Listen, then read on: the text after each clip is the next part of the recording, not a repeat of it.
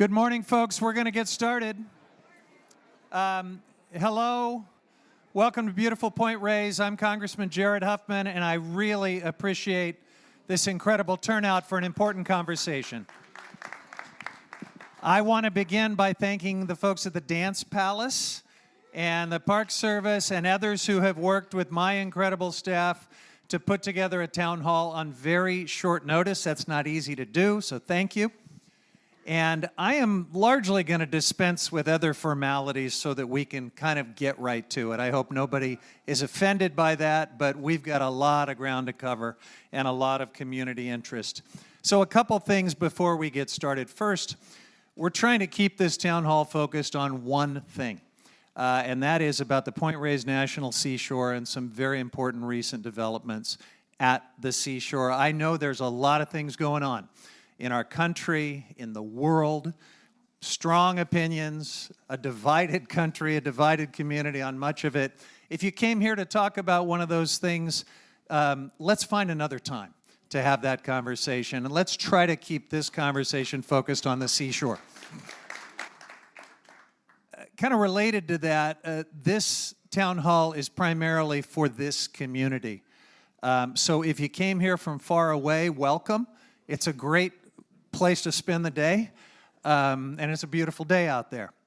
But I hope you'll understand that we want to try to prioritize the voices in this community who are closest to the seashore and who will be most impacted by the issues that we will be discussing. Obviously, I want to try to keep the conversation civil and orderly. You don't have to agree with me or with anyone else that you'll hear from here today, but I want to just make one suggestion.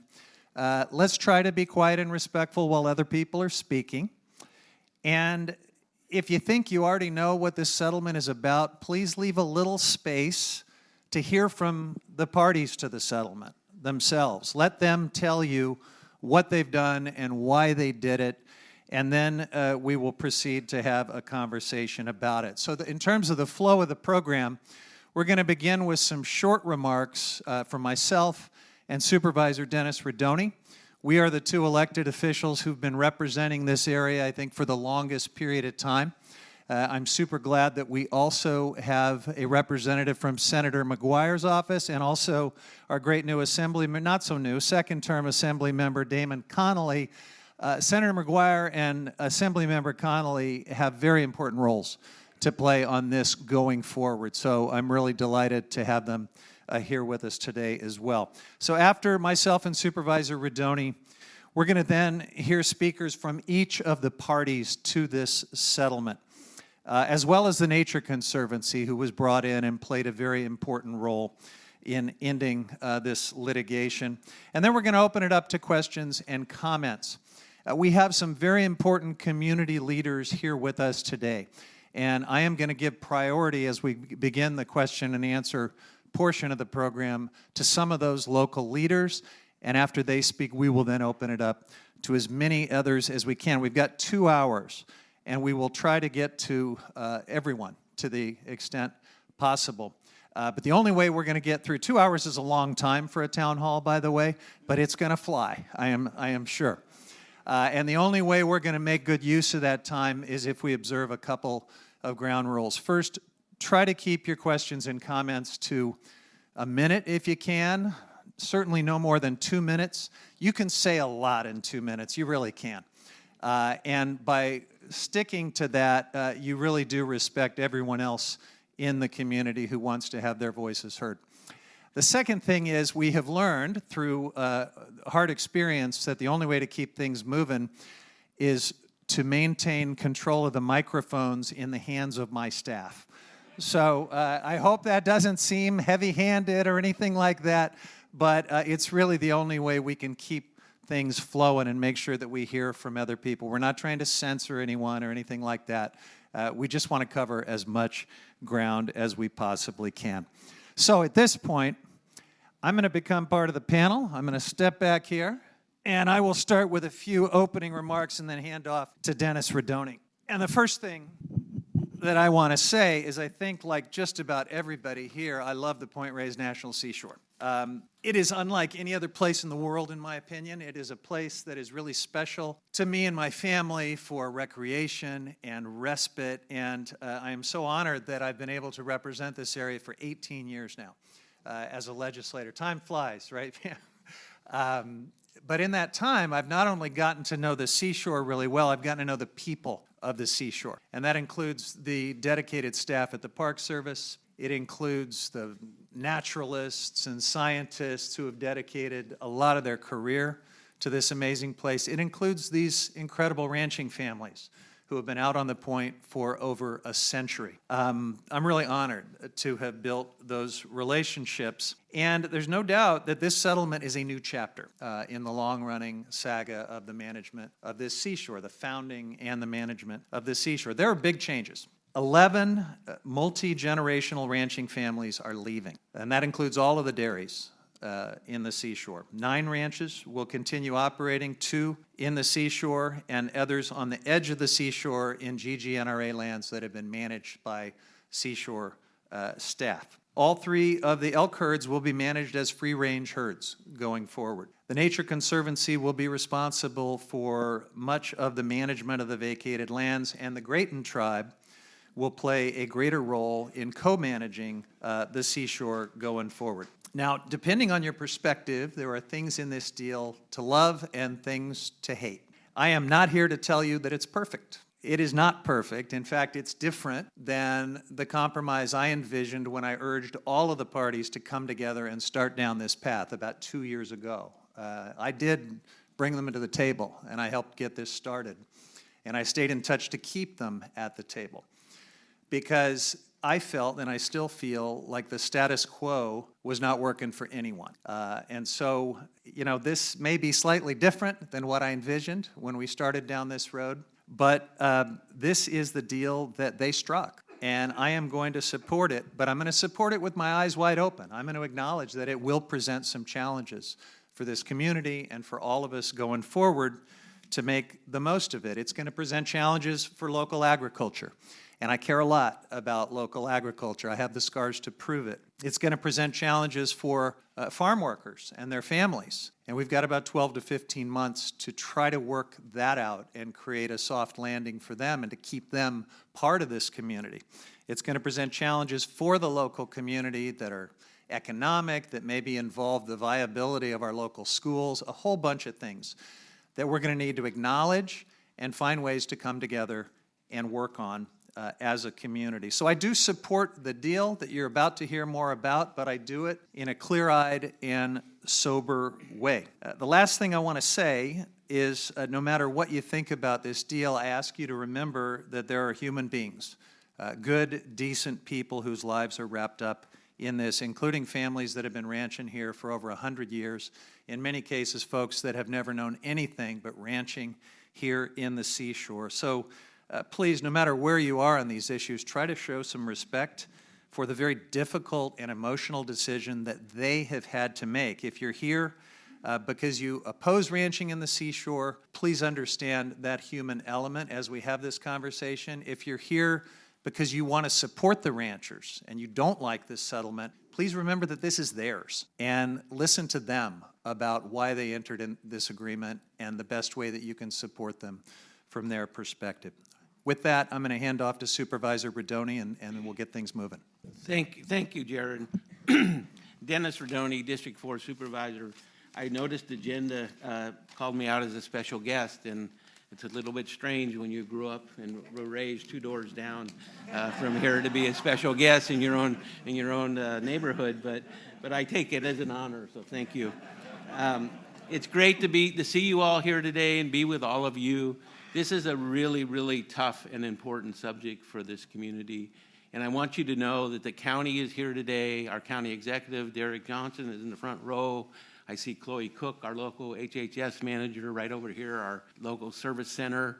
Joe Deviney, our agriculture commissioner, is here. The county's here strong today, and the reason we're here strong today is we want the message to be that we know this is a difficult time. We know there are some challenges ahead, but the county's going to be part of it. We're going to be in the weeds, in the ditches, trying to figure out how to make this the best solution, the best results that we can come to, recognizing that humans are impacted by what's going on here, and the impact of our community is potentially even greater. So I'm here to support my community. I'm here to support the settlement. I think it's important from my perspective that we respect a settlement has been made, and we respect that was done through a business perspective, and we respect that those decisions were really hard to make. But we're going to move forward and try and make this the best we possibly can out of this situation, and the county is going to be able to bring our full resources to make this happen. So thank you for allowing me to be here today, and I do want to keep it short because I want to hear from all of you. Thank you, Supervisor. And we're now going to hear from the parties to the settlement. So let's begin with the superintendent of the Seashore, Ann Altman. Good morning. Can you hear me? Yeah, okay, good. I'm Ann Altman. I'm the superintendent here at Point Reyes National Seashore, and I've actually been at the park here for about 2.5 years, and one of the things that has been really hard for the National Park Service in terms of going through this process has been the fact that unlike how the Park Service likes to do business, we haven't been able to get out in the community in the way we would like because this settlement has been sort of brought up in through litigation and all of these things that we have a lot of tight controls put on us by the court. So we're really looking forward to the next chapter of working with the community in terms of implementing this settlement and moving forward and being able to reach out to the community and talk to community members the way we would like to. I'm sure many of you have reached out to park staff who have said, gosh, I really can't comment on this at all, and I hope that has been disappointing for a lot of people I know, but we're hopefully, now that we are moving through the settlement, once we can get on the other side, then we can start to engage with the community more in a way that we would really like to. So I was asked to summarize the settlement agreement just to sort of put some facts on the table as we get started today. So what did we do? We settled a court case that was started in 2022. 2022? Yep. Thanks. Right before I got here. So I always have to check with Melanie on my dates. So basically, the court case was brought on the Park Service's General Management Plan Amendment, which basically covered 71,000. The part of the park is 71,000 acres. The part that was covered by commercial ranching. So all of the parties together in the court case signed the settlement agreement, and all are in agreement. That doesn't mean, as Jared said, that everybody agreed with every single part, but all the parties in the settlement, including everybody up here, came together and made a decision together to find a solution to end the litigation and allow people, whether they are farm workers or whether it's the Park Service, to basically be able to move on. So there are 11 ranching families on 12 operations that will be moving out of the seashore within the next 12 months. Again, so I'm just going to ask you to please let me finish. Thanks so much. Please, let's listen and be respectful. Mm-hmm. The Park Service will not, as Jared said, be managing in any way lethally any of the tule elk within the seashore as part of the settlement. We have already negotiated long-term leases for 20 years with the 7 ranchers and ranch families that will be remaining in GGNRA in the Olima Valley. And we already have meetings set up with the 2 ranchers who were not part of the settlement because they never were part of the litigation within Point Reyes National Seashore. So we fully intend to move forward with those 2 families in the very near future in terms of long-term leases for them as well. So that's already in the works. We've issued a cooperative agreement with TNC to begin the next steps of what happens on this property in terms of what we need for targeted grazing, resource management, and conservation. So that's already settled and set as well. So if you have questions about the details, we've posted it already online. So the entire settlement agreement can be read. It's long, but feel free to read it. It's on the Park Service's website, as well as the revised record of decision, which is the document that essentially the Park Service issued, amending the record of decision that was issued that we were sued over in 2021. So those documents are all available online. So if you want to know the nitty gritty, it's the best place to go. It's all there just waiting. And with that, who's next? Turn it over. Yeah, so now we're going to hear from Michael Bell from the Nature Conservancy. Good morning, everybody. Michael Bell, Director of Protection with the Nature Conservancy of California. So I'll keep it brief, but maybe just give a little bit of background on how we got involved. It was about a little over 2 years ago that the representatives for the Party of Mediation reached out to the Nature Conservancy. And they shared with us that mediation had hit loggerheads, if you will. It wasn't going well, and they were looking for some alternative ideas about how things could get solved. And we had not worked within this sort of conflict at the Point Reyes National Seashore before, and it was a hard decision for us to decide to get involved. But we did agree to go up and meet with people and talk about it, and had a lot of conversations. The most impactful of those being at kitchen tables at different ranches and dairies, and just hearing from the people here. And what we walked away with is it's pretty clearly an unsustainable situation that was getting worse and impactful for everyone involved, and not to mention the resources and the impacts to visitors, etc., everything else. And so, what we heard from folks at those tables was, there was no thought of immediately of a buyout or anything like that, but was rather, can we work together and think about other alternatives?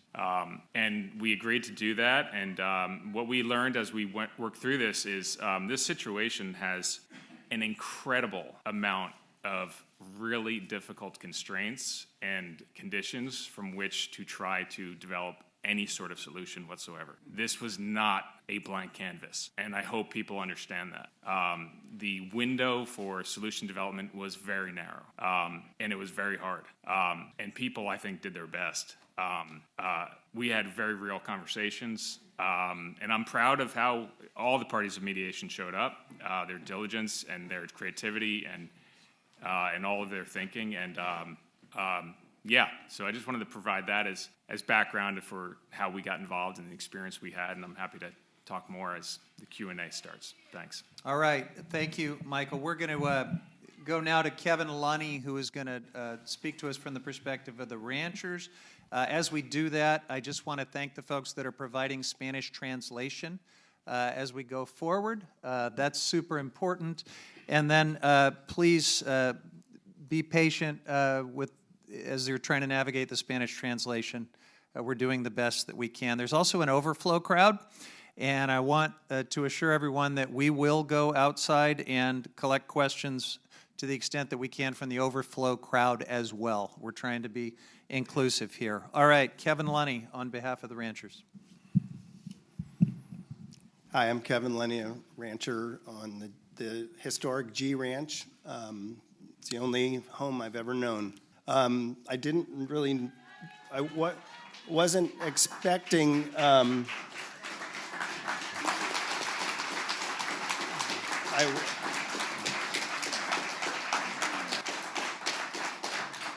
thank you very much.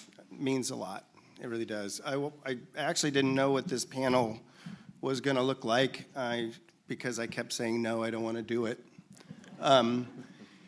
And I hadn't prepared anything because I didn't know I was going to be asked to speak. I thought I was going to answer questions. We do have a different perspective of how we got here.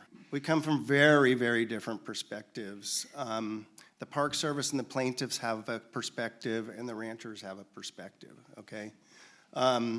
We thought that we were going to work this out. When this is the second lawsuit. The first lawsuit by the same plaintiffs ended in a solution that directed the Park Service to do a more robust study about what happens on the seashore regarding the ranches. So we dug in, all of us, and many of the people in this room got involved in a very public process and a legal process under the National Environmental Policy Act, a public process that ended up with an enormous public comment, enormous amount of science, a robust document that ended up saying the ranchers should get 20-year leases, everyone. We actually didn't like everything about that document. It ratcheted down natural resource conservation requirements. The ranchers all said, okay, we can do this. We know how to conserve natural resources and produce food cooperatively. They're not mutually exclusive. And so we really had no idea where this was headed. Again, we told the Park Service, we'll support you, we'll work with you. We will meet this higher bar of natural resource conservation. We will show that it can be done right, and let's do this. And the plaintiffs sued again on that plan because they didn't like the outcome. They demanded and required to do a higher level NEPA review. So we thought, we've been told all along, this is defensible. This is robust. It meets every legal standard necessary. So here we are, all of us, this whole community, our friends have put an enormous amount of time trying to support the continuation of this historic use, a cultural use that we believe the Park Service should also be supporting. But when it came to mediation, and we saw, I have very strict guardrails and a muzzle on what I can and can't say, and I think everybody knows that, and we agreed to it, okay? And I think Michael said it well. It became an untenable situation. It became a time when we realized that our choice is, if we don't agree to settlement, we continue with litigation, and we are absolutely in a minority in that litigation. And it could have ended very badly. I noticed that there's concern about the Nature Conservancy and what their goals might have been. Some are concerned that the Nature Conservancy was invited in, and let's let this money buy our agenda, and they were part of the plan from the beginning. I don't believe that to be true. I watched the Nature Conservancy come in and look for solutions. Look for a way that we can get through this conflict and end up with natural resource conservation and a healthy landscape. And it wasn't necessarily at that time get rid of the ranchers. But as we moved on, we actually see the Nature Conservancy as given us a chance to move on and not die a slow death with the kind of oversight and regulation and that I don't want to get into. The problem is, I see this as the problem. 11 families get enough money to go out and buy a house or try to make a life somewhere else. And everybody else has to weather the damage that results from that.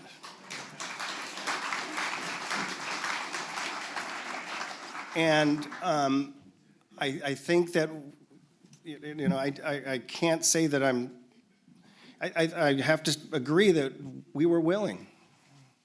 We saw that as a solution, and we entered into this shaking hands with the Nature Conservancy and appreciating this, and at the same time having the deepest sorrow you could ever imagine. This is, I couldn't even tell my dad about this decision when it was time. He's 94 years old, he lives next door on the ranch, still helps with the cows, and I had to tell him, we decided that we're gonna have to leave. It's unimaginable. It's unimaginable how we sit there and we talk to our own children and our grandchildren who love these cows and love the ranch. It's who we are. It's our existence. It's our identity. And we have to walk away from it. And so it's enormously emotional. And I'm sorry, didn't mean to, I didn't prepare. You're doing great. But I see that this could have ended differently. I know it could have ended differently. But we had the wrong people in the room making decisions and everybody else not allowed in. And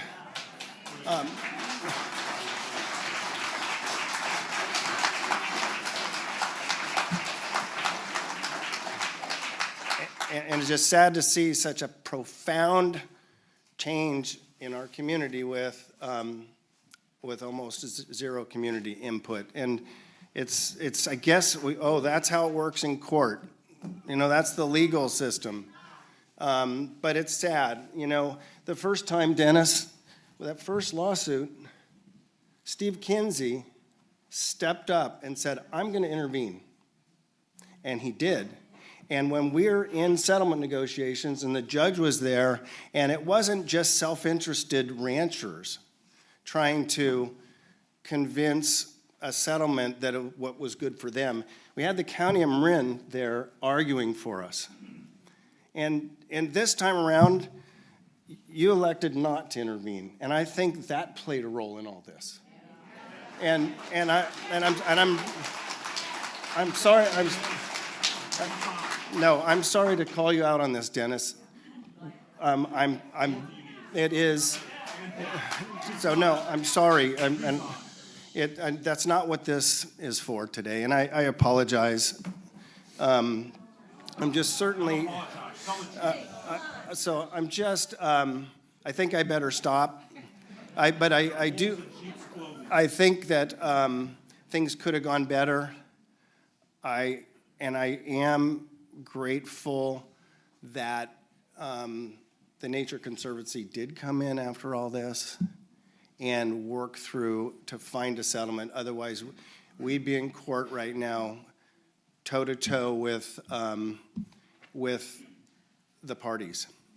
And lastly, and I'm just going to end on this, mediation, doesn't that gives you the sense that there's something that should be fair and middle ground, and there should be a mediator that actually finds middle ground. This mediation ended with, let's look at the starting point. Let's look at the baseline. The baseline starting point is the ROD and the EIS that was going to guide management for the Park Service got challenged. That ROD says we have 20 years leases, right? That's the baseline. What happened is then there's a lawsuit. So from the plaintiff's standpoint, their baseline is we have 20-year leases, and they're going to try to challenge that. Every legal expert that looked at this agreed with the Park Service that this is a robust document. It's going to stand up in court. You'll get your 20-year leases, and but truth be known, the court may agree that there was some fault to that legal NEPA document. Maybe they have to go back and review some of what they studied. Maybe there could be more reduction in what the ranchers will be able to do and more regulation. But it's very unlikely that the court's going to throw that out and say, the ranchers, you got to go. So the baseline, that's the baseline. Now, a mediation, you'd expect give and take on both sides. We're hearing people say, oh, there's give and take on both sides. I want to hear from Chance, what sacrifice have you made?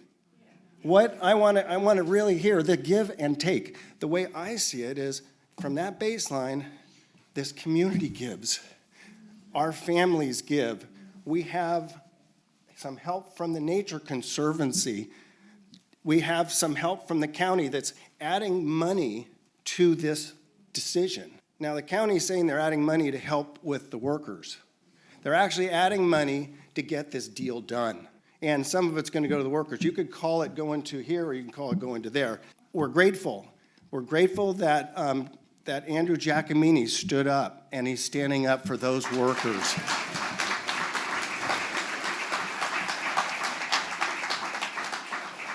Most affected people in this decision weren't at the table, and so thank you to Andrew Giacomini.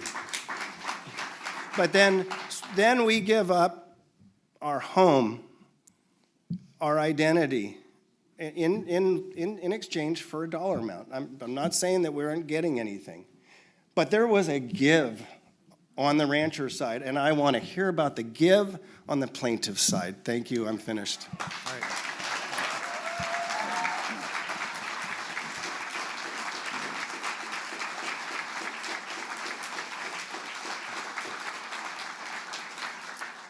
Kevin, thank you for that. That is the rancher perspective. And it is emotional and it's raw, but it is what it is. And Kevin, thank you for just candidly putting it out there. It's part of what we're dealing with here today, and I appreciate that. So let's go to Chance Catrano for the plaintiff's perspective.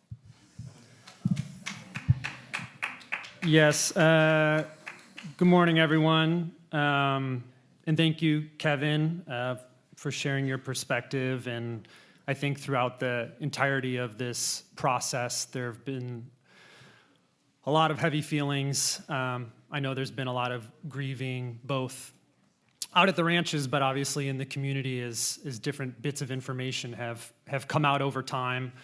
I think I can speak to Kevin, your inquiry to me, but firstly, I guess there are three things that I really want to share. I also don't have any sort of speech or I didn't know what I was supposed to come and say, and obviously there are multiple plaintiffs involved. I just happened to be the one that thought it was really important to show up and represent and be here with you all today, because this is a big, big decision for everyone involved. And I live in Marin, I live in Fairfax. I spent a lot of time in West Marin, and we will collectively have to weather it together. So that's why I'm here as well, because it means a lot to me. It's why I raised my hand to work closely with the other parties in mediation personally to help figure out the ranch worker housing and tenant transition issue as well. Because if we don't get those things right, this plan doesn't work. So with that said, there are three things that I really want to share that are kind of top of mind right now, because you're going to get all the facts from everybody else. People are going to ask questions. We're going to clarify what exactly is happening. Obviously, there's a lot of emails that get sent out saying it's this or that. And so hopefully we'll be able to refine the answers over the course of the next hour and a half or so. But the three things that I can share from the plaintiff's perspective as someone who's never, ever been involved in litigation before or mediation or any of these things, I imagine we'll say the word gag order or the confidentiality, how hard it was for the ranchers and all the other parties. It was equally difficult for parties that wished to express what we were discussing at the negotiating table throughout the process. And that was really challenging, especially as there were sort of leaks or sort of little bits of information, but kind of not the whole truth coming out to sort of churn the pot, if you will. It was really difficult to be at the table and not able to talk to the community in any way about what we were actually trying to discuss and the scope of that. For instance, just the idea that the only way that this resolution could come about is if there was a voluntary commitment on the part of folks to step away from their ranches or cease operations at some point in the future. Not a forced commitment, but a voluntary commitment. And that's why there are going to be ranches continuing out both in the seashore and within the Golden Gate National Recreation Area. I think being able to talk through what we had hoped as plaintiffs was challenging. The second thing is, it was really remarkable. You know, this is a long, long process, and I know most people aren't happy at the end of it, at least entirely, and I think that that's also kind of how some settlements work and the result of compromise in some way. But working side by side, literally sitting next to Kevin for months and years on end at various check-in meetings and patiently listening to concerns, either expressed directly from people with different perspectives or their legal representatives, that was kind of a remarkable thing to hammer it out over the course of the last couple years and try to figure out what really is the path forward. I don't know if folks recall, but just a couple years ago when that general management plan was released, shortly before that, we were experiencing yet another horrible, horrible drought that basically caused every public agency in Marin and in Northern California to jump into emergency mode. Were we going to put pipes across the Richmond Bridge? Were we going to create a bunch of reservoirs in Marin? We're still having those conversations. How do you have a 4-year reserve for water? But one of the largest dairy in Point Reyes at that time, with a lot of ranch workers, Bob McClure's dairy, iRanch, shut down and announced that they had run out of water out there. And this was, they were trucking in water and they were trucking in feed. It's true. But Please, folks, be respectful and allow the speakers to speak, please. this is the some of the environmentalist perspective. So if you just give me a couple more minutes, then I'll let you say your piece as well. So there were concerns about the ecological or environmental stress on the seashore, especially with the climate crisis, especially with increasing and more severe drought conditions out in West Marin, but especially on the peninsula, and the way that stresses the families that live out there, but also the wildlife that live out there, and just the function of the ecosystems out there as a whole. And that was a concern for us going in. So that's part of the perspective that we had going in. So when you add up these economic, stressors for agricultural operators out there, when you add up the environmental stressors, I think it does get back to something that Michael was saying, which is it's increasingly unsustainable as a status quo, whether it's worker housing, whether it's the level of the wells, whether it's the mass die-offs of animals out there. It just wasn't a sustainable situation. And so that's why we got involved. And that is what we were trying to figure out a resolution for through this process. The final thing I'll say, and it's become abundantly clear as we got closer and closer to the conclusion of this process, is there's still a lot that's left undone. We were talking earlier about the ranch worker housing situation and the impact on the community. There will be transitions, trying to keep both families that operate businesses in the park and also the people that are employed by those businesses, how to keep those folks as close to the community and in the community as possible. And so in many ways, the announcement of a settlement or some agreement, yes, everybody found some common ground and said, this is one way that we can both create an end to conflict and we can forge some sort of future for the seashore that seems to be more in alignment with the ecological or environmental conditions that are changing out there, and also to honor the cultural history and the families that have long asked for certainty one way or another, and many have now received certainty by way of a voluntary agreement where they will, receive their payments, and then others are going to be getting 20-year leases and will be continuing for an extended period of time and be able to make the business decisions that they've been desiring to make, both in the GGNRA and within the seashore as well. And so this is the starting line for many of us, announcing the plan, but now there's a lot of work to come. And that's, I think, for all of us in the room, that's something we have to hold together, because there's going to be a lot of work to do if we really want to protect all the folks that are affected by this and figure out what the future of the park is going to look like. So, yeah, thank you for hearing my piece. Thank you, Chance.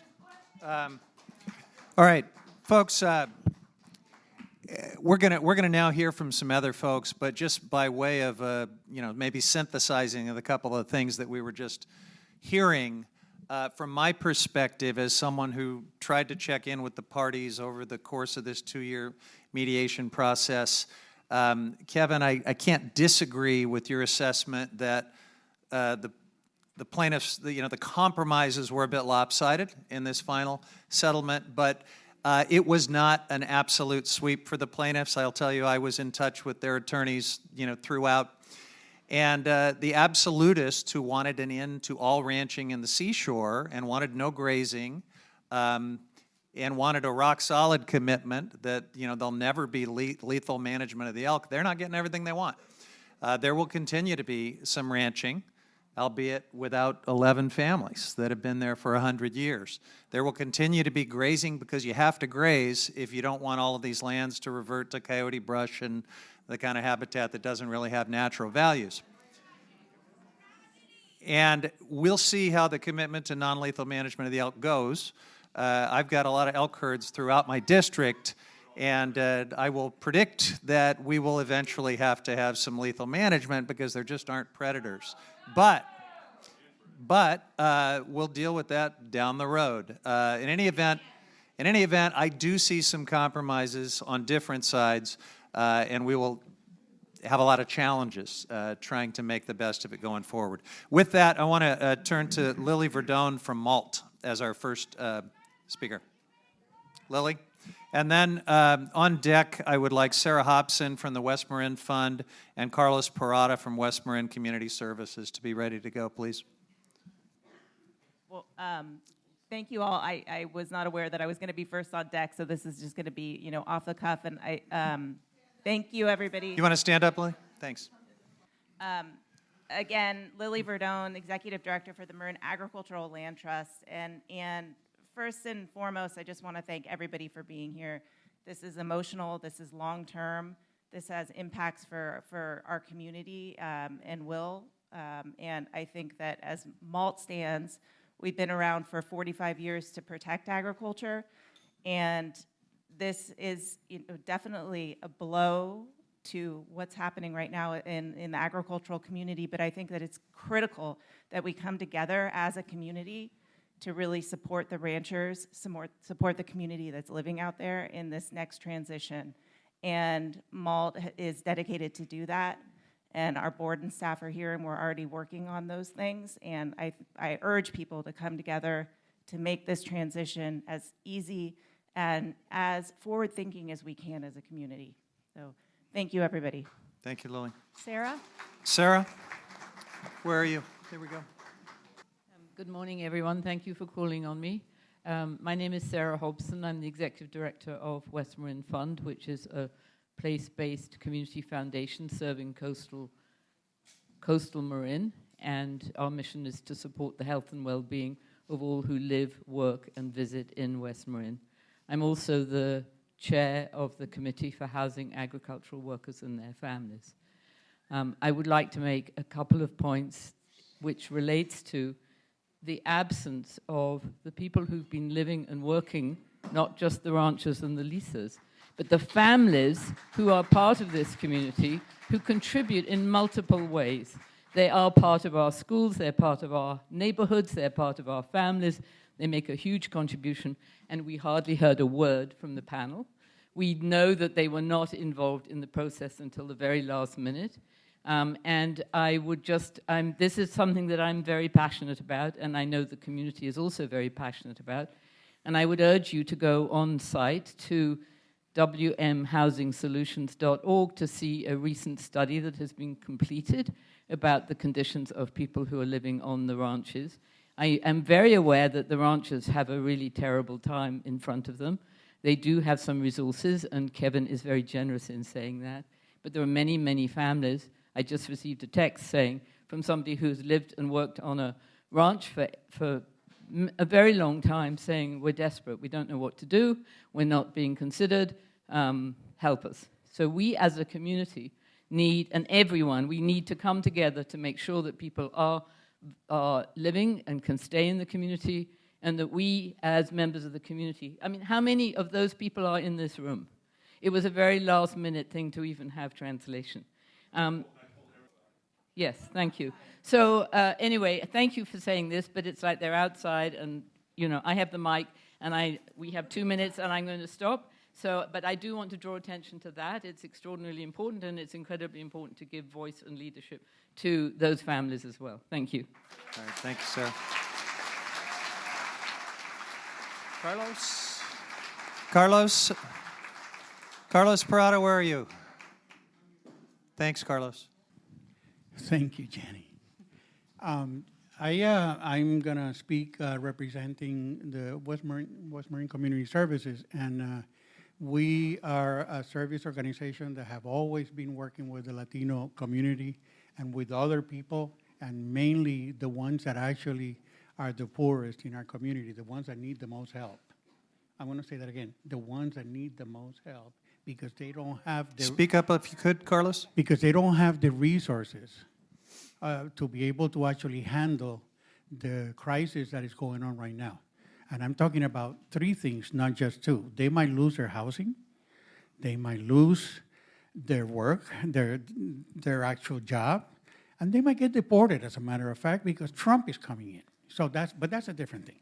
But that's 3 things. So we have a crisis, and there's more problems going on at Tomasini Canyon. We have issues at Bolinas.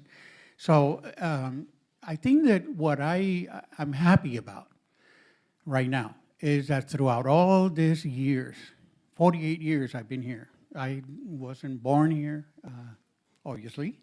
And so throughout all those years, I believe that the Latino community here, especially a lot of the ranchers, and not all of them, and a lot of but in the ranches, they have always been an afterthought. An afterthought. Think of that word. Not our neighbor, not an afterthought.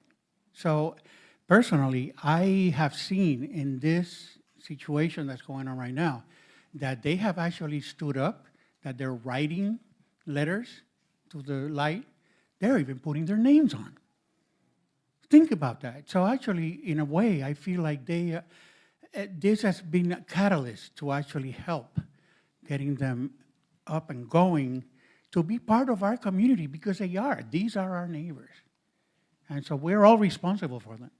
And we, as a West Marin Community Center, we are going to, with the services, we're going to try to actually work with trying to figure out how we can be of help, not only in terms of funneling whatever pots of money come up, but trying to also be providing services as we always do. So we're in this for the long haul. I believe that we all have to get together and try to solve this, and remember that they're the ones that are the most needy, and we need to respond to them. And so that's all I want to say right now. Thank you, Carlos. We're going to now hear from Burr Henneman, and I will ask Nona Dennis and Kim Thompson from West Marin Housing Collaborative to be on deck. Jared, first of all, I want to thank you for being a stalwart supporter of the ranches and agriculture generally throughout your career in Assembly and in Congress. Thanks a lot. And for holding this town hall today. I could go on and on about the agreement in regard to the ranches, but this isn't the time for that, and it is a done deal. In some ways, we have to move on from that. That's a reality. And I just want to briefly say, I want to say that what Carlos said about the afterthought, this community, the West Marin community, and our larger community in the county need to make the afterthought the front of our minds and the front of our actions. Thanks. Yeah. Nona, where are you? Thank you, Burr. Where's Nona? Nona's up here in the front. Okay. Yeah. There you are. Nona gets VIP seating Nona, in the front row. you want to stay seated, you can. Oh, this is, ooh, sorry. No, I'll stand. It's called independent living at 95. Yeah. That deserves a hand. I still drive. They're letting me drive. So, no, I want to say a couple of words about Marin Conservation League, because at the time of the lawsuit, we took, should we say, before that, I should say, leading up to the lawsuit, our track was to say, we can have it all ways, in some ways, with some constraints. In other words, on the seashore of 71,000 acres, we can have wilderness, which we at Marine Conservation League fought for. We can have agriculture if it's done right, and it was spelled out in the record decision how it could be done right. Difficult though it might be for the ranchers, we felt it can work. We can have ranching. We have 18,000 acres that are in fact being managed by cows in a way, not to mention their owners. And we can also have elk. But no elk preserve in California is left unregulated. It's necessary. They like to breed, we've discovered. And they like to eat, we've discovered. And they like to drink. And at some point, you reach a point where the carrying capacity isn't going to support an endless growth of elk. And that will happen now under this new agreement. So I do want to say, however, that our mission for 90 years, and I've only been involved 25, the mission has been to protect, preserve, and enhance the natural assets of Marin County. And what you call an asset varies with different people. An asset, for one, is a pure ecosystem, natural, native, as much as can be. For others, a natural asset is a kind of a natural system. It's land, air, water, biota. And in Marin Conservation League itself, we've had differences of interpretation. My own feeling is that there's another point that has not come up in it today, and that is a philosophical one, and that is how should we be protecting a national park to the standard on which it was founded, which is unimpairment, enjoyment, preserve, but unimpaired. That's a very various thing. I guess I'll conclude by saying that we're threading the needle at Marin Conservation League. We value and have, since we started preserving, not only the seashore, but many other public lands in Marin, that we're observing the need for the public trust, which might say, should we ever have ranches or not? And also to understand that in ranching itself, we find ecosystem being enhanced, managed in a very sustainable, sensible way. So we're going to work within the parameters of the agreement and work with the Park Service and work with people to the extent that our mission allows us to and move forward. At least we have a definition. Thanks. Thank you, Nona. All right, we're now going to hear from three people briefly on specifically on the housing element of the things that we're considering here. So Kim Thompson, and then on deck will be Justin Bravo from Bolinas Community Land Trust and Angela Cho from CLAM. Kim Thompson. I work with the West Marin Housing Collaborative.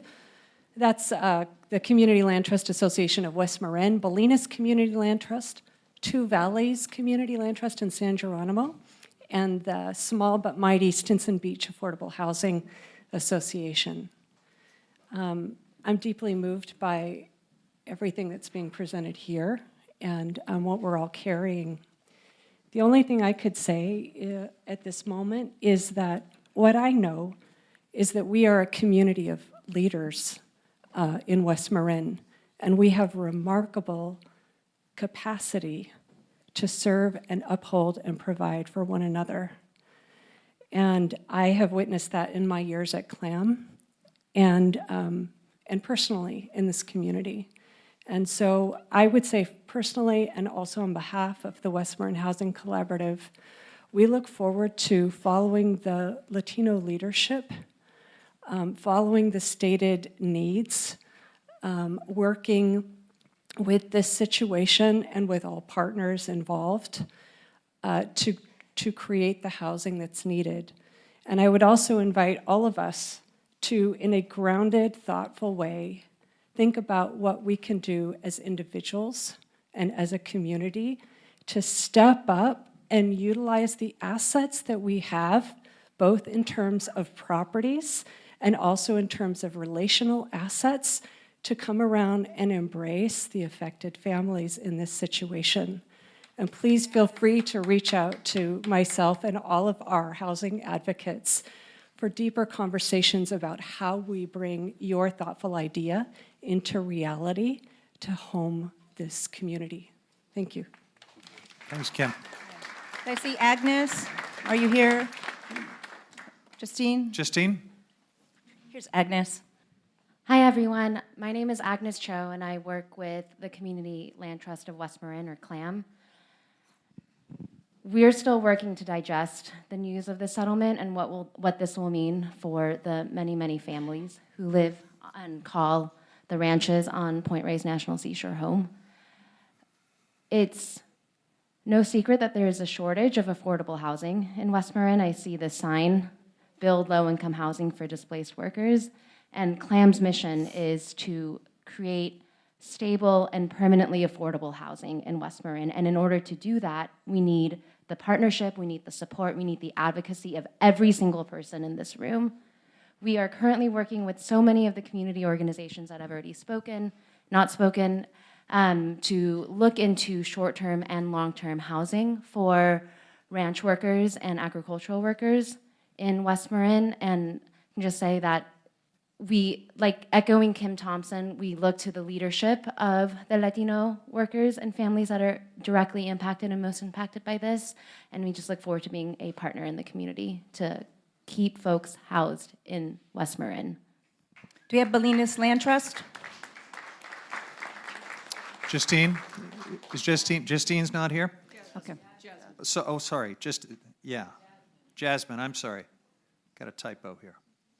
Oh, Jasmine, I apologize for the I didn't know I error. was talking today. Hi, everyone. I'm Jasmine Bravo, community organizer for Bolinas Community Land Trust. And I just want to say it is very apparent that the Latino community was an afterthought even to this event. Your promotion little flyer was not in Spanish. I don't believe it was your idea to get translation. Thank you, Carolina, for the translation.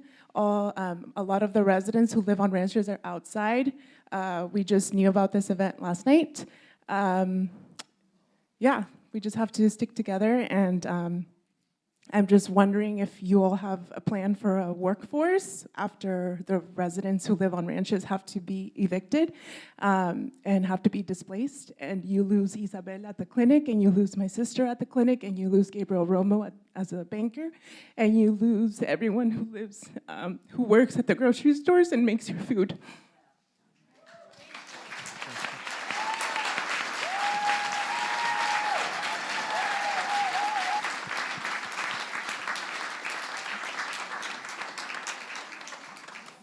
Thank you, Jasmine.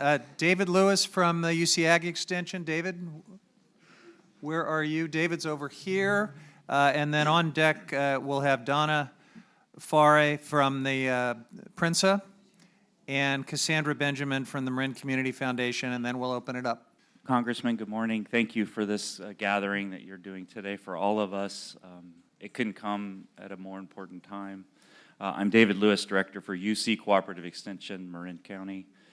I just really want to implore those on the panel, now that mediation's over, now that the doors are open, that you'll access us, all of us, that have expertise and commitment to this community, to the resources, to the people. We're here with our process skills. We're here with our passion and commitment to where we've lived and worked for decades with these community members. So please, just access us. We're ready. We're ready through the county and through our different partners and organizations. I'm gonna be a little vulnerable here today and just say I'm thinking to John Hart's book, Farming on the Edge, and I'm bringing that up because he documents well that first agreement that brought about strong county support for the open, connected agricultural working lands and the people on them, and that it wasn't an easy agreement then, both going into it, arriving at it and then solving it and implementing it. And we're at that kind of stage again, aren't we? So I just think that book's worth thinking about and bringing up. I'm also bringing up that book because of the two protagonists, Ellen Strauss and Phyllis Faber, whose kitchen tables I learned a great deal at. And I so want to get back to those kitchen tables now because we need their coaching on how to get through this. I'm going to hear from Thanks. Andy from AIM. Hi, everyone. Andy Najaris with the Agricultural Institute of Marin. And I just want to acknowledge that there's so many people here today because we're experiencing a sense of mourning, the loss of something that's been so vital to our economy, to our environment, and to our culture. And I think that for me, the big challenge is that a decision was made for us without us. And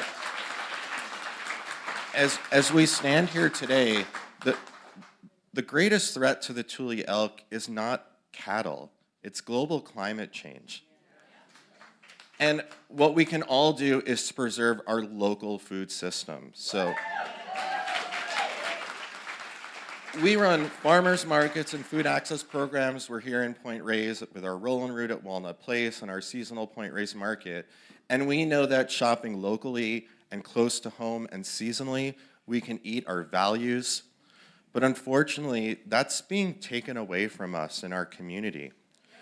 And it's not lost on me that we've worked closely with groups like the Nature Conservancy. The state of California, we were able to get a climate bond passed for $10 billion, and I want to thank Assemblymember Damon Connolly.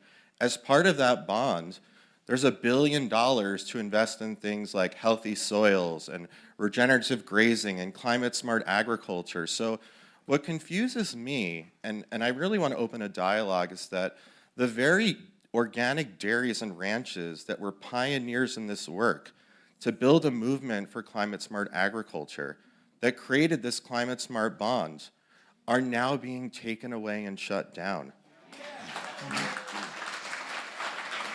So what I really hope is that as we move forward, we need to stop vilifying and attacking animal agriculture. Animal agriculture, when done right through organic and climate-smart and regenerative practices, is a climate solution. And I hope that we can recognize that the farmers and ranchers and farm workers and the people who grow our food are environmentalists. And we need to start a conversation about agriculture and environmentalism. They have to stop being at odds. We have to work together because we as a community should have control and say over where our food comes from. Thank you. Okay.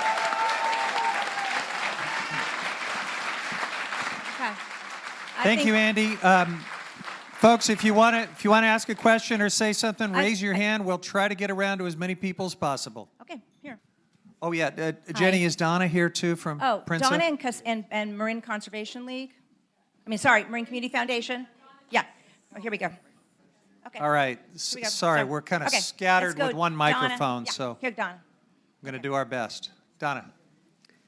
Hello, everyone. I'm Donna Executive Director at Point Reyes National Seashore Association. So we're the friends group of the National Park Service out here. And this is a really hard day for me because I have lived in this community for 15 years. My son went to school here. And I have so many friends.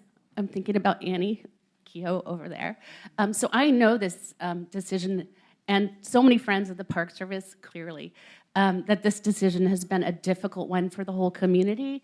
And what I wanted to share is just that now that the situation has, or the decision has been made, that our organization is here to support the whole community. We don't take a stand on policy. That's actually in our founding, and we work on conservation, education, and community building. And so this community building piece is, I think, a place where we need to be at right now. We have an initiative called Mapping a Park for All, where we welcome kids from communities historically not welcomed on public land to places like this. And that includes the kids who are here in our own community. And we have done programs on the ranches to bring kids out into the seashore and connect them with the healing aspect of nature for years and years and years. So these are our friends. Our staff are bilingual, bicultural, many of them, and we care a lot. And I also wanted to add that as someone who is very close to the staff at the National Park Service, they care too, even when they can't speak. And we look forward to working with the entire community. I've got Marin Community Thanks, Donna. Foundation. And then Cassandra. Marin Community Foundation was next, sorry. There we go. Hi, I'm Cassandra Benjamin with Interim Director of Housing and Affordable Housing and Homelessness at the Marin Community Foundation, also the author of the housing study that Sarah referenced earlier, and very recent, only 3-year resident of West Marin. This is such a difficult day, even for those of us that are newer to the community. We want to do everything we can to make sure that our neighbors stay, particularly our Latino neighbors, who, as many have already stated, did not have a voice in this settlement. It is going to take everybody here to ensure that I really appreciate some of the language from our panelists about keeping people here in the community. It's hard to develop affordable housing in this community. We don't have enough before this. So in order to make sure we don't lose these residents, it means institutions like Marin Community Foundation are gonna have to step up and do more. Using our grant dollars, our loans, and our influence, we are going to do that in partnership with the community organizations, with the West Marin Fund, with the Latino leaders who have the knowledge about solutions and are the most impacted in this. And finally, with the public sector, and this is where I'm going to turn to our county and our state and our federal partners and the Park Service, we're going to need more time for people in housing to be able to find new solutions. We don't have 50 or 75 places for folks to go. We're going to need to change our rules and move faster. We got to look at how do we legally prioritize our displaced families for the Coast Guard housing and other units coming available. How do we... And there are legal ways to prioritize people who are affected by eviction and homelessness and displacement, to be clear. We will do that in a legal manner. We also need to be able to get really creative with the lands we have, public and private, and put up interim options for people as well as long-term. We did it with the leadership of Bolinas Community Land Trust and the county down in Bolinas at a smaller scale. In a longer time frame, we're going to have to do 4 times more to make that happen again. And with everyone's support here, I hope it can be possible. Thank you. Thank you, Cassandra. Okay.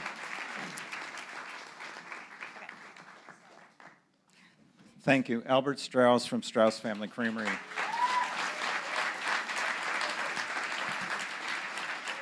So over the last 30, 40 years, we created a organic food system and farming system in West Marin that has been a model for the world.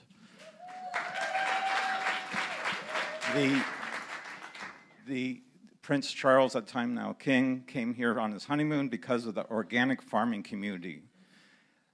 We were featured, so now 90% of the dairies that are certified organic in Marin and Sonoma County, we're about to wipe out a third of the organic dairies in Marin County. We've lost already some more because of drought and different circumstances, but this is devastating to our community. I was just in Paris, we're invited to the World Dairy Summit where the UN said our carbon neutral organic dairy farm model is a model for the world. To be able to feed the almost 10 billion people that are going to be here in the next 25 years. We have to produce as much food in the next 25 years as we have in the last 10,000 years combined. And dairy and livestock products are essential nutrients. And that local production is essential. This is what the UN's saying. And here I come back here, and you guys are saying farming's dead. Let's get rid of food.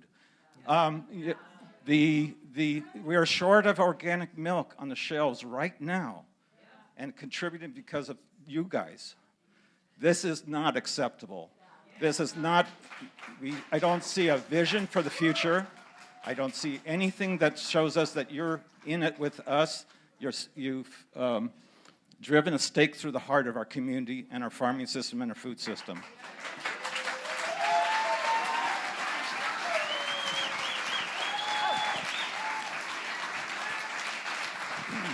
This is Dave Evans. Dave.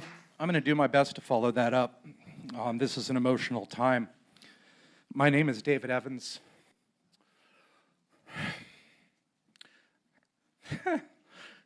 I didn't hold out. I have not been working backroom deals to keep my lease. My family and I decided 4 years ago in the first litigation that we decided that we weren't going to get in the fight. We were going to not have an attorney, and we would work our best we could with the Park Service and accept the future that came to us, which we knew could be eviction. But we didn't want to be part of the fight. So in that sense, we decided to be outside the box at that time. All of the rest of the ranchers, my hat's off. You guys put up with a long, drawn-out battle, and there was nothing voluntary about this for any of them. They didn't have a choice. This was the best option they were presented. So I'm here standing as the last generational ranching on Point Reyes. That's a really difficult position to be standing in. I don't know much more than you. I've been in the dark this entire time. Everybody's been bound by non-disclosure agreements, justifiably so. Well, this is the, I just look around the world. It's just, I'm sorry, I have to accept it because it was the position I was in.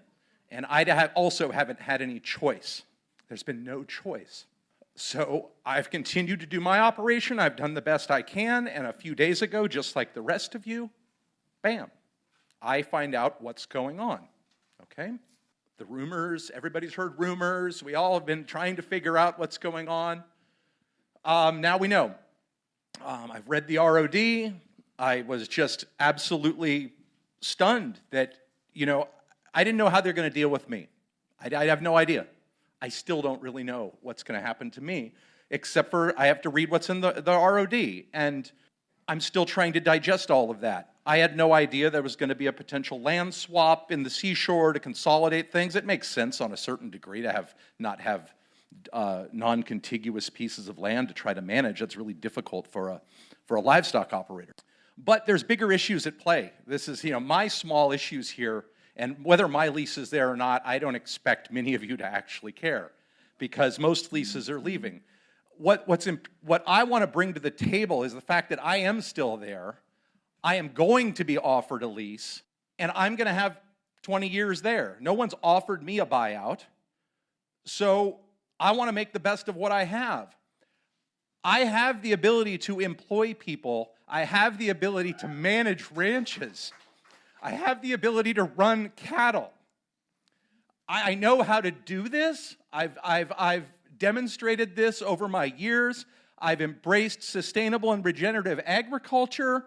We know how to do this. I need to be given the tools to make it happen. I don't know if I'm going to be given the tools to make that happen. I can employ as many people as I can that's justifiably can be accomplished if I have housing in the park and if I have the animal units to actually employ people to do this good work. I invite anybody, you can go anywhere, come to my ranches, come see. You notice I've never been a target in this. I don't think I was a good target. The biggest attack on me was that I had a wood pile that somebody tried to claim was some kind of like environmental danger. It wasn't, it was a pile of wood. So I also am very concerned for me and my family that we're going to become the only target. We have a big target on our back right now. We've had fences cut over the last month where people are somebody is cutting the fences to the pastures. It puts people in danger. We have to go repair it. If that kind of thing continues, it makes it untenable for us, for everybody. I just felt I needed to come up here to follow what Albert said. A lot of people have worked really hard to keep this community whole for decades. And I thought we'd done a darn good job. I grew up very proud that we've brought environmental concerns, agricultural concerns, economic and social concerns, and we've made it work. This really changes the fabric of our community, and I think the scariest part is we don't know what the future looks like. None of us. None of us. And I hope that everybody's input is heard. This is going to sound selfish, obviously, but I speak for myself. I hope to have as much of your support as possible in obtaining the best lease I can with Point Reyes. And again, I'm going to put together a proposal that will include a plan that will try to keep people employed and housed on Point Reyes, but I need the tools, and I need to have the tools to make that happen. I can't employ anybody if I don't have appropriate income to employ people. I can't maintain houses if I don't have appropriate income. And I can make the income. I just need the animals, and I need the grazing pasture land, and I need partners to work with. And and TNC is going to be part of the future, and I'm totally open to work with TNC. I think we can work well together. We're going to have to. We're going to be neighbors in managing, just like I've worked with the park, and I've demonstrated over the years my commitment to working with the park and meeting their needs and their concerns. I could go on all day. Dave? Thank you very much. Dave, thank you. Dave, I want to just respond to this uncertainty. We're going to have your back, and we're going to get you a 20-year lease that works for you, and we're going to do the same for all of the ranchers that are staying, and we're grateful for you. We're going to go outside, too. Congressman Huffman, we haven't been outside. Can I get a question from outside? Yeah, that's appropriate. Okay. I'm going outside. We'll try. Okay, I'm going right to the first person I see outside. Okay. Thank you very much. I just want to say, first of all, for this community, my feeling is my heart... Tell us who you are, because we can't see you. I'm Keegan Steadwell, Mr. Huffman. Thank you. We've met before. Okay. I would like to say that this is a moment of tragedy for our community. This is a deeply, deeply sad announcement to hear and to absorb. The park was founded, first of all, the feds came in to protect this land as a partnership with ranchers. And now we are seeing them disposed of, similarly to some of the, I would actually compare it to Israel. They moved in and moved our people out who were in partnership and agreement to work together. That was the nature of the entire agreement. It's true. And I want to say that today, and the reason for this tragic announcement is that you are ripping the backbone of our community out of our community. And I don't think you even care or understand the long-lasting effects that we are going to experience. What happens when our hardware store shuts down? What happens when our post office shuts down? What happens when students are no longer going to our schools, for our teachers, for our community? So you can come in here from your outside ivory towers and Fairfax area and Washington, D.C., Mr. Huffman, and you talk about how you love to come here and recreate here. But the people who live here know the hardest working people in this land are our ranchers. Albert, Dave, and all these boys and girls who help us and provide food for our area was represented in a vote that just happened for Measure J. And you saw overwhelmingly how this community supports our ranchers. We support multi-generational ranching. We support the families and all those people who work there because we drink the food. And for all of you who had half and half in your lattes this morning or your coffee, I hope you understand you've just taken a third of the production out from this area. So if you think your half and half comes from Whole Foods, we have something to tell you. And actually, I noticed that we do have something to tell you, and somehow we were left out of the entire process. And that in and of itself shows that there are huge money moves happening in back rooms that have nothing to do with the people of this country. Thank you. Okay, going back inside. Thank you very much. Okay, here we go. I'm going to just start responding. Okay. Hello, good morning, everyone. I'm Teresa Harlan. I'm with the Alliance for Felix Cove. As many of you know, my family lived at Felix Cove, which is mapped as Laird's Landing. And I feel your pain for the ranchers because that was the pain our family felt when we were kicked off without any say, when we were your labor. And so I'm here with my brothers and sisters with Coast Miwok Tribal Council of Marin. And I have to say, with all the emotion, and I feel it too because I break down in tears when I think about my Uncle Vic getting evicted by Turney and Lundgren from K Ranch. Where did we get? Did we have a table of stakeholders, Nature Conservancy? Do we even have that platform now? No. Do we even have a place at the table with the park? So all of you folks, please remember that we are the descendants of the original people of the coast. Taumoko Coast Miwok people are still here, and we're not all represented by the citizens of Great Rancheria, the Federated Indians of Great Rancheria. Not all of us are enrolled, are citizens.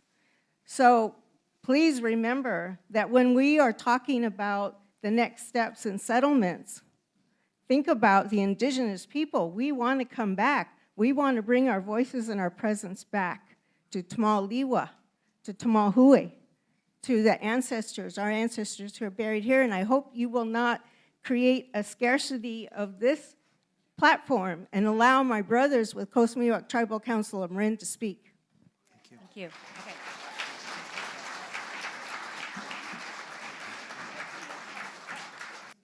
Yeah. We're trying to let everybody speak. Jenny's got a tough job here, so bear with us. Thank you so much.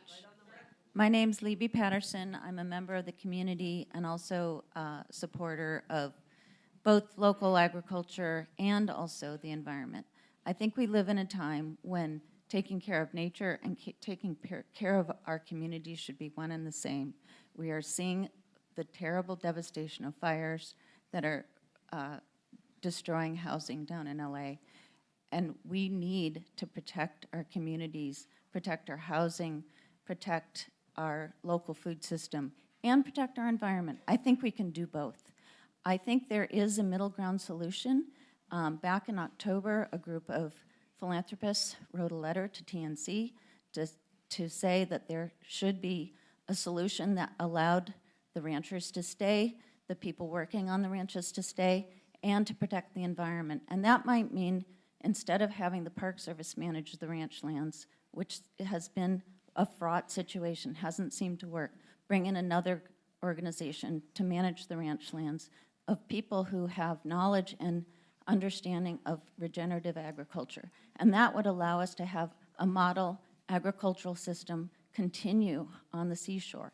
And it would also allow the recreation and the nature on there. That was not taken seriously, not considered, and I think it's not too late to make the right decision if we can find a way to keep both nature, local food systems, and housing for people who work and live on the landscape and who have been tending it for generations. And I hope we can consider that because it's so important.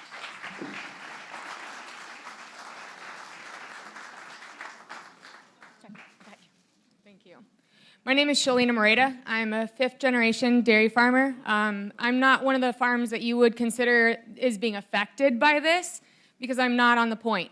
But I'm here to tell you that ranching is an ecosystem.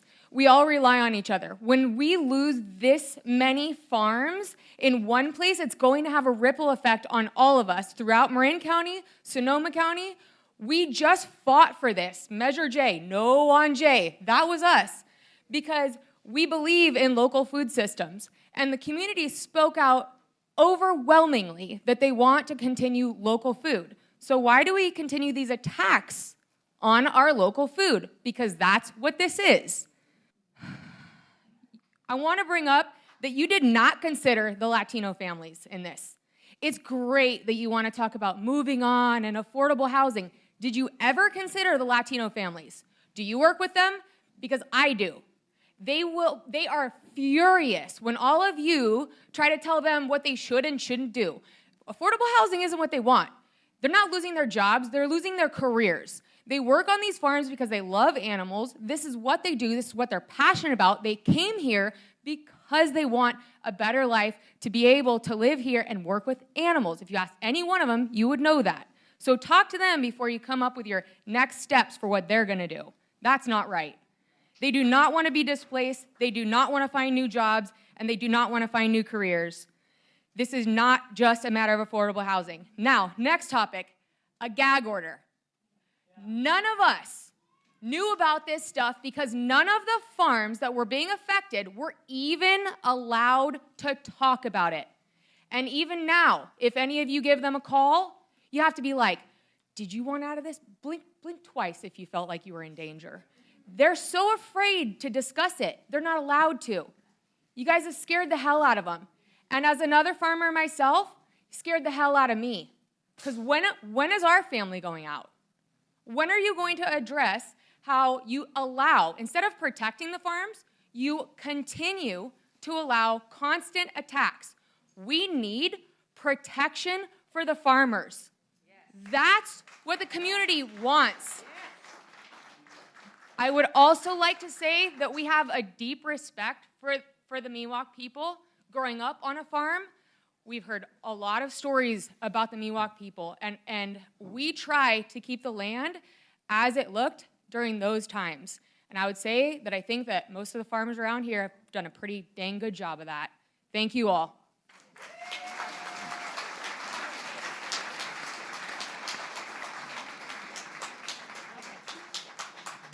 Thank you. Hello, thank you, Abraham Simmons. My concern here is one that has been echoed by so many people, and that is the use of a federal lawsuit to circumvent a very elaborate system of receiving information from the public to make better decisions. That happened here. And to look at the complaint and what it said and the resolution and what it did is to recognize why that should never really happen this way.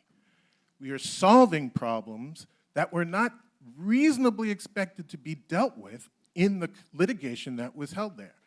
Now, I have been involved in federal litigation for more than 3 decades. I have represented everyone from gun manufacturers to the federal government on every level, and I know that's not the way this is supposed to happen.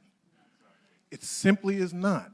And one of the breaks against that are our elected officials who are supposed to protect us from these sorts of things from happening. I heard a lot of decision. I should also point out that I really do know how this works within the government, and it shouldn't happen from the government without some additional guidance and instruction and authority to handle issues that right now seem they're dealt with, when in fact there's a very different legal process that should create the resolutions here. So the one thing I would ask at this point, now that so much has been done, is I also know that the parties can release each other from the obligation of silence and of not being able to talk about what's going on here. Is everyone at the table willing to sign an agreement that says we are going to release the parties from the obligations by the court to keep private all of the settlement negotiations? And I understand that it requires all of the parties, and so all the parties would have to sign off. But can we start with everyone at the table committing to signing such an agreement?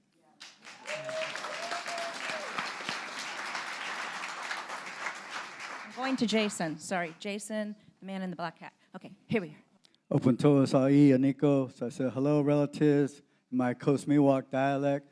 My name is Dean Hoagland, and I represent the Coast Mohawk Tribal Council of Marin, and we are direct descendants, not most likely descendants, direct descendants of our Hukuiku heritage. In fact, we just acquired some land in Nicasio at our village site of Ekatamal.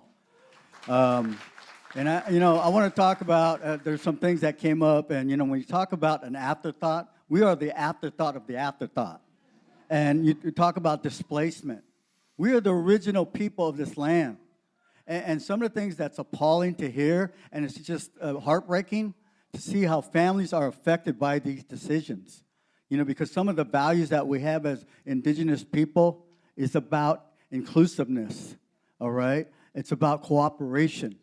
And we're about moving forward and building family and thinking about our fellow citizens and our community members. And we want to support those ranchers, those farmers, everybody that has a vested interest in making Marin County as beautiful and as sustainable as it can and should be, and it has been. Why are we changing that? And again, I'm accountable to speak on behalf of my people. My ancestors are directing me, but at the same time, I'm hoping that people that have made these decisions are that were at the table, and especially you political leaders, that you are accountable to the people. So I want to thank you again for this time to allow us to be here, along with my fellow council members. Again, thank you. Kamolis, I say thank you in our language. Relatives, blessings to each and everyone. I hope we can come back and find true resolution to support, again, the families that are most affected. Thank you.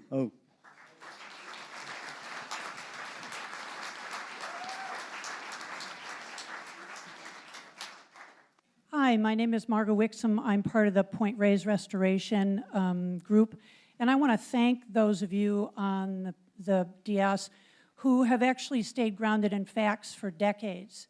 The fact that, like my cousins in upstate New York, dairy farms have been going out of business for a long time, due simply to economic facts. Nobody's vilifying anybody, nobody's against anybody, nobody's trying to do any harm to anyone else. As part of an environmental group that has always wanted to keep the park public and to restore it to the original mission, to preserve the habitat and the wildlife, I've been involved in water testing that shows that there's a detriment. I also realize the fact is that 51% of Marin County and more than that of Sonoma County are privately owned ranch lands that pay almost no taxes because we value farmers and subsidize them. So in the same way that ranchers have over the 50 years provided mobile homes and trailers to places out in the park, they can just as easily, with the $65 million from Measure A subsidies, from the millions that they're getting in these park settlements, to provide housing for the farm workers that they say they consider valuable, yet have never maintained those buildings. They're dilapidated, run down.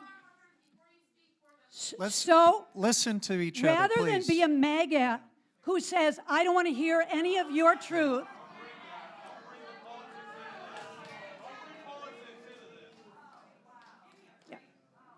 so I say, rather than confuse issues, we need affordable housing in this county, absolutely. We don't. Okay, you can yell out and listen to other people and disrespect those who have a different point of view and other facts to present. You are playing with human lives, please. So I just want to say to this panel, you are hearing today. Let's have a little bit of order and let the speaker finish, please. You are hearing today from one perspective.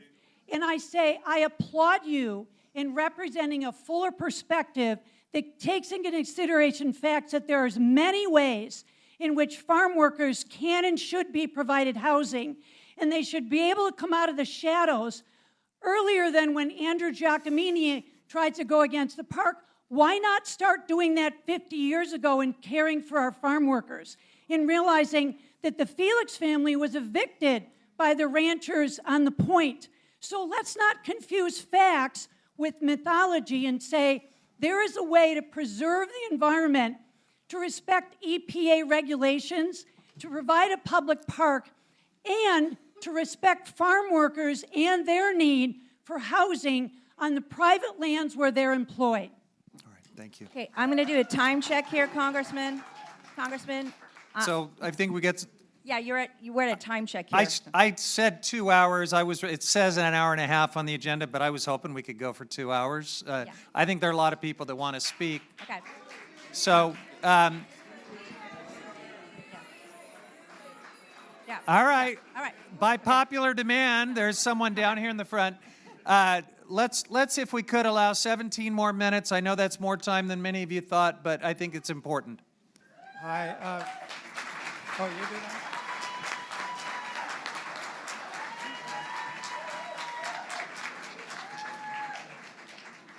I'm Dewey Livingston. I am one of the regional historians around this area and also have specialized in working with the Park Service in situations around the state where they're making the transition from ranches being present to being taken away.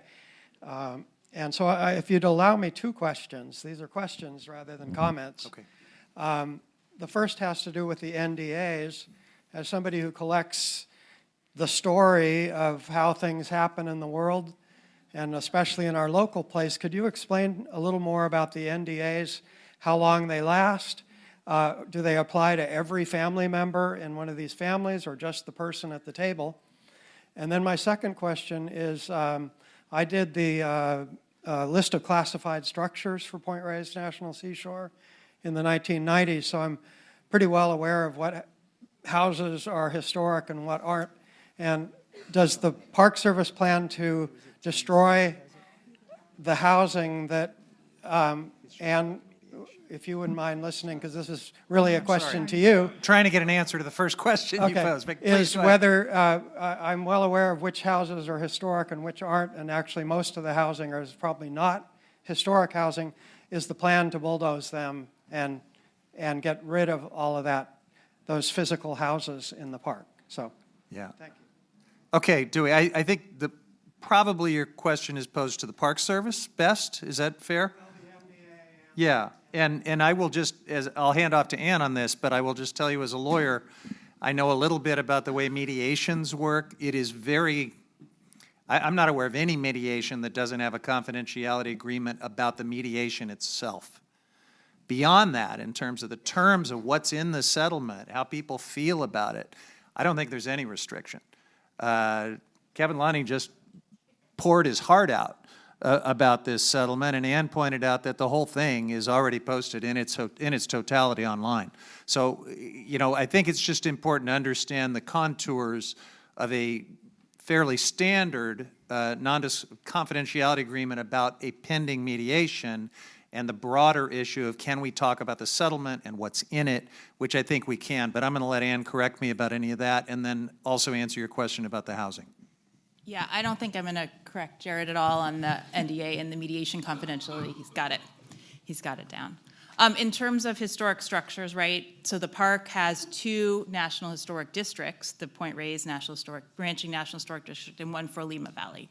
So regardless of whether any houses or other buildings are considered historic or not, they're part of the district, which means, as you know all too well, we can't do anything without consulting with the State Historic Preservation Office and making a plan for going forward. And we definitely, if I would say that the Park Service team has not been working overtime on the settlement, that's the understatement of the year. So we have not yet really thought about the long-term plan in terms of the historic structures themselves. Varying condition, that's for sure. Okay, next. Jerry. Oh, thank you. Congratulations, Jared, on your tremendous leadership for fighting Project 2025. That is incredible. Still fighting. Yeah.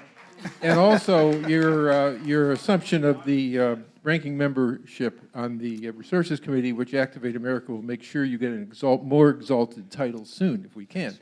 I've been a volunteer at the Seashore for over 20 years and worked with Peter Baer to actually create it.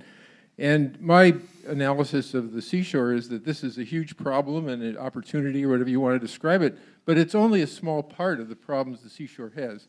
And it's tremendously underfunded. I hope that Ann, in her new role as superintendent, will consider other funding sources, you know what I mean, to really bring the park up to what it needs to be, both to preserve the Native American and ranching heritage and the biological values that are out there. We need more money to make this park something we can be more proud of. Thanks, Jerry. You have been a squeaky wheel on overall funding for the park for a long time, and I appreciate it. I am Gordon Bennett. I served many years ago with Dennis as the Marin representative to the National Parks Commission. People have spoken about losing community. There are many ways to lose community, and a big one is fire. So particularly, this is a question to Ann. There are a number of ranches that have been ungrazed for years, particularly the Zanardi Ranch just to the south of Point Reyes Station and the Martinelli Ranch just to the north of Point Reyes Station. What is the plan? When are we going to get some action on getting this thatch and burnable stuff taken care of to protect everybody, including the ranchers that are staying and the community? Sure, so I can address that, especially with actually those two parcels. So when we issued, and already have issued, again, as I said, 20-year leases to the 7 ranchers in the Golden Gate National Recreation Area in Alima Valley as part of the settlement, they actually included some of the ungrazed property. So the Martinelli property is actually now part of one of the Golden Gate Ranch allotments. The Zanardi property has an expansion. All of the lands that were grazed as part of Stewart's, the Stewart family, are now part of a couple different allotments, and the Genazzi property as well. So the plan is to basically put those back into active agriculture, allowing to essentially do things like you're talking about to reduce fire risk. I want to just add, my name's Eileen Wolf, and I've been in West Marin for 25 years now, and I appreciate so many people coming out. Hundreds of people are here in this meeting and also outside. And I want to appreciate everything you're doing as a panel and Jared Huffman. But, you know, we might forget a little bit that we are still in a state of drought. And when it rains, we tend to forget that.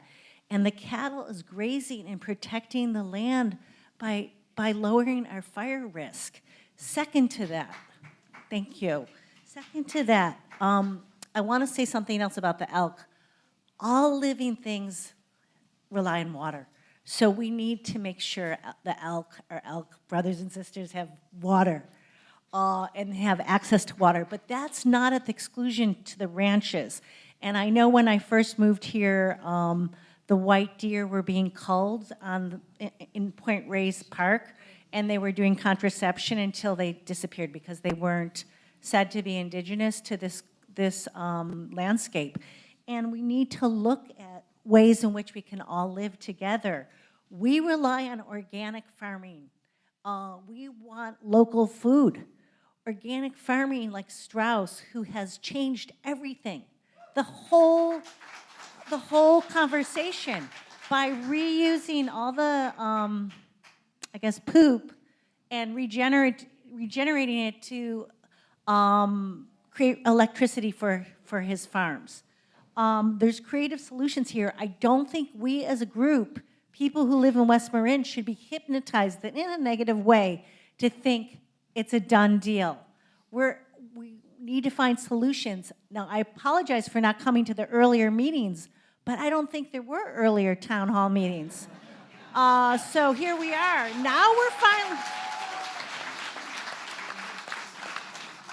we're finally being asked to weigh in after you say it's a done deal. Nothing is a done deal.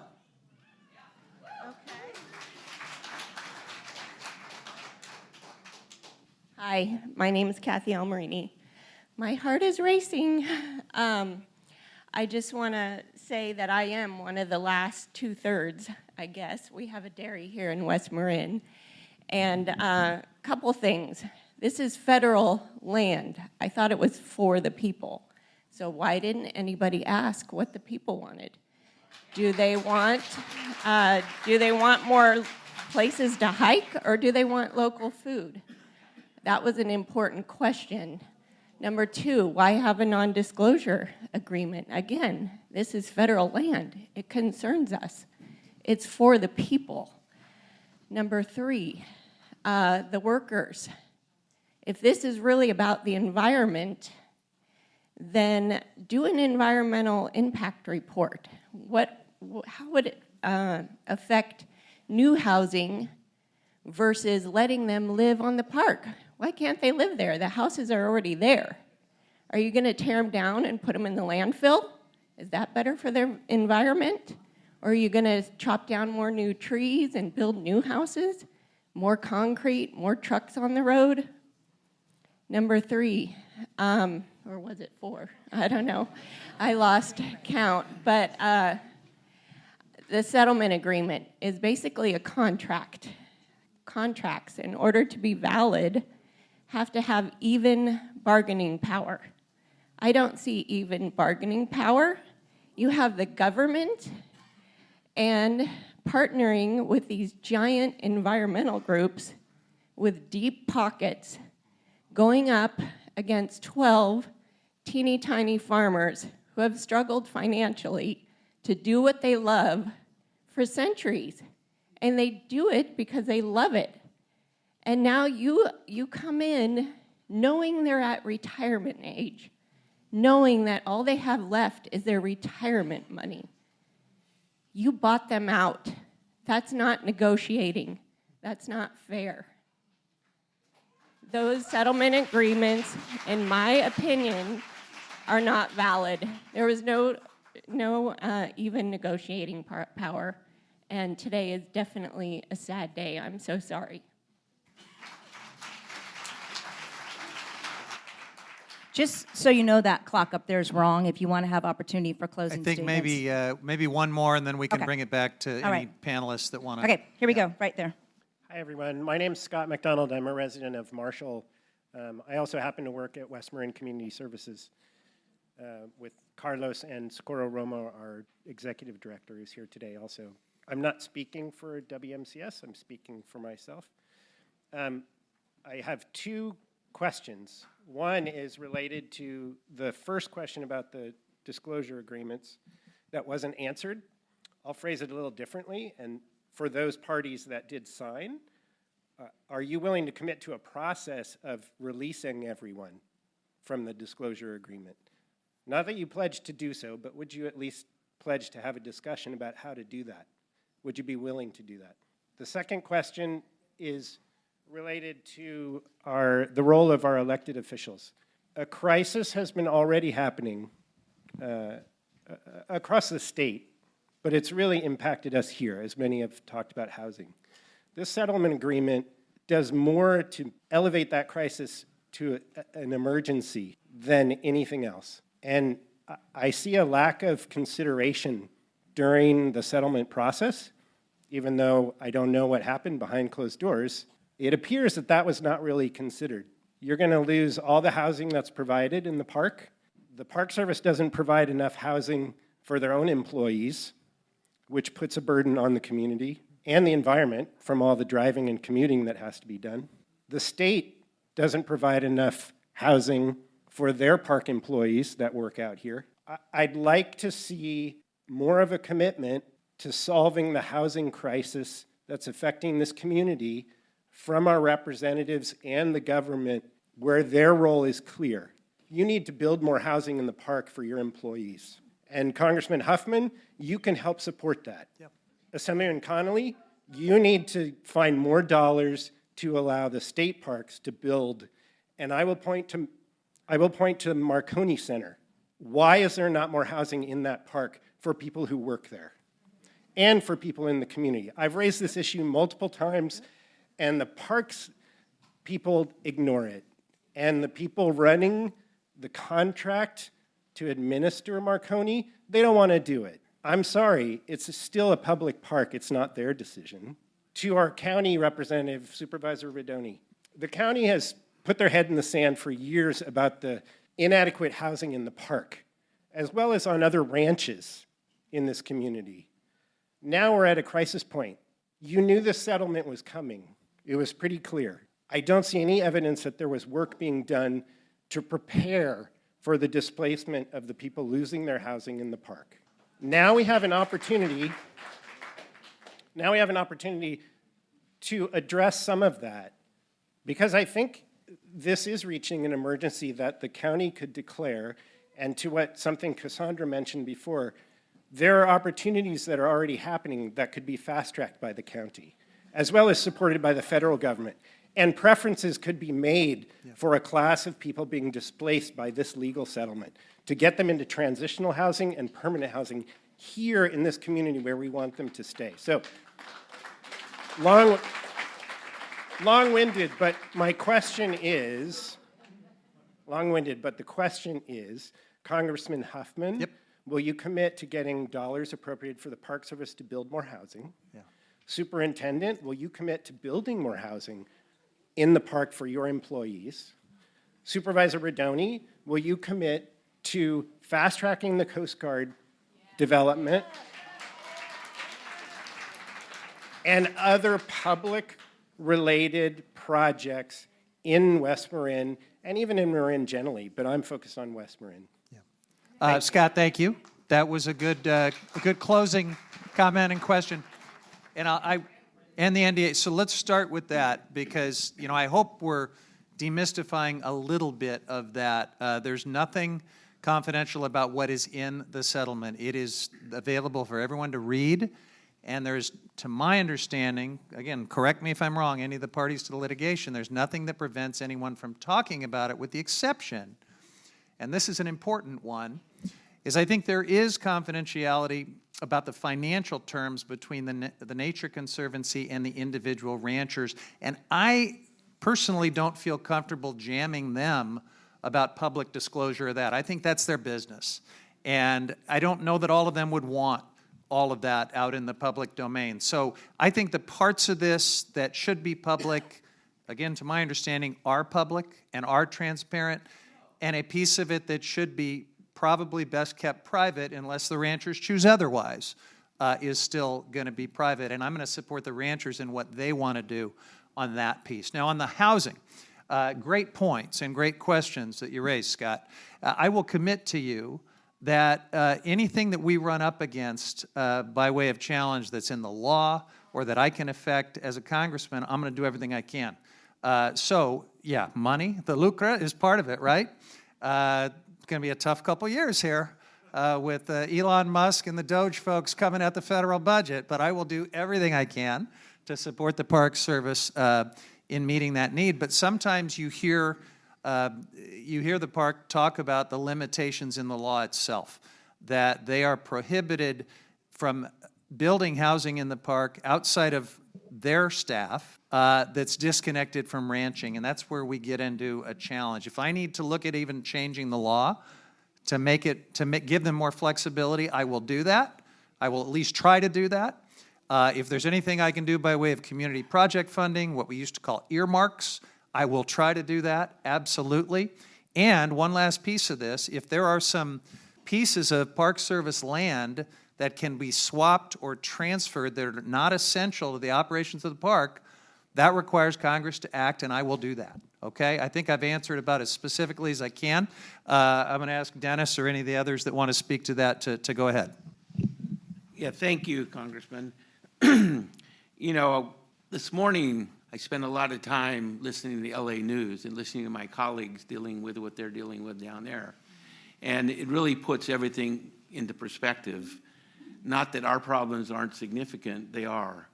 And I came away from that thinking something I heard similar today in this room was, this is really a local emergency for us in the county of Marin. More local to West Marin, obviously, but it is a local emergency, and we need to address that in that way. Whether something is declared or not shouldn't matter. We still can address it in the way we address most emergencies.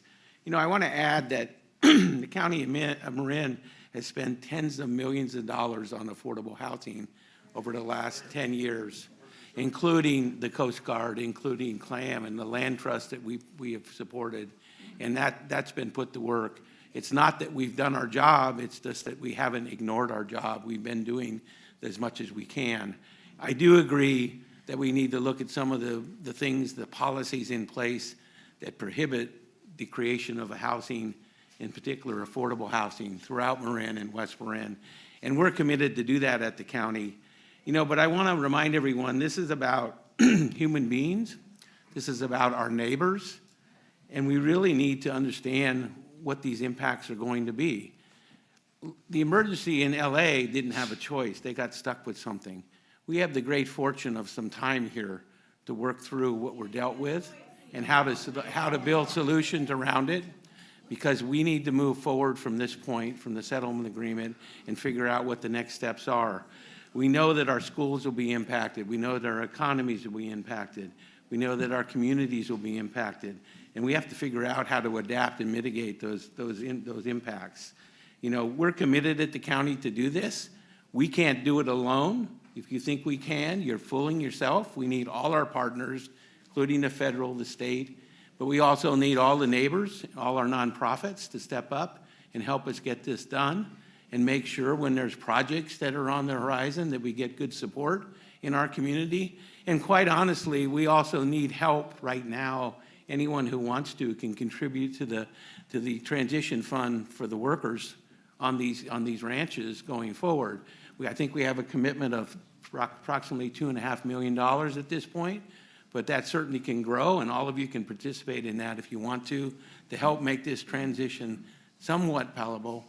And I didn't mention that we also want to bring the opportunity. We need to talk to the families and the workers and the ranch workers that are being impacted, because now, for the first time about a week ago, we totally understand what this agreement's about.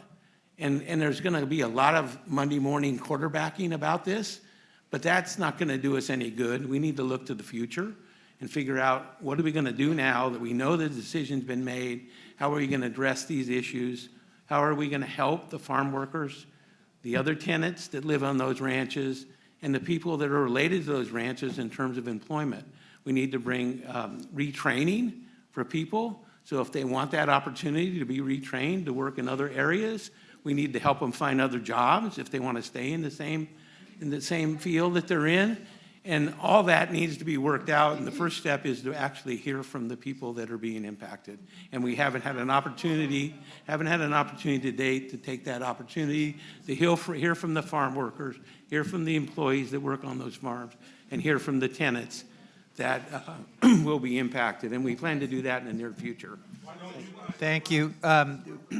I'm gonna hand off to the park for the last word, because several questions have been posed for them. But I should have mentioned, and this is to Dennis's point just now about supporting these families. I'm gonna try to answer. So I want to make sure you know that we are hoping to keep some of the departing dairies in the North Bay, because we've got a problem of losing dairies that, separate from this settlement, they've been blinking out for economic reasons.